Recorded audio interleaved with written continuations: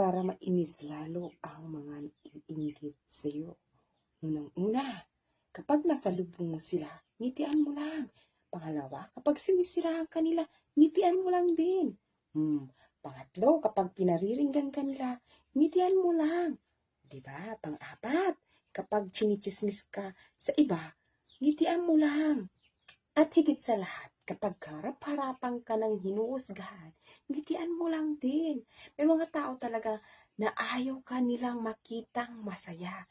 Kaya sinisiraan ka nila ay dahil ayaw ka nila na magkaroon ng maayos na ganon. O, di ba?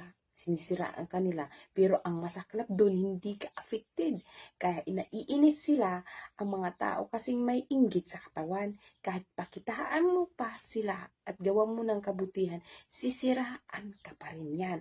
Kaya, tandaanan mo kapag may naiinis sa'yo, dahil masaya ka sa buhay mo, ang mabuti mong gawin, isayaan mo na lang sila at ngitian sila. Kasi mas lalo silang iinis sa'yo. Ganun.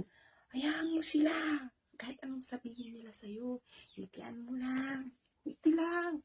O kahit ano pang chismis-chismis nila sa'yo, ngiti ka pa rin.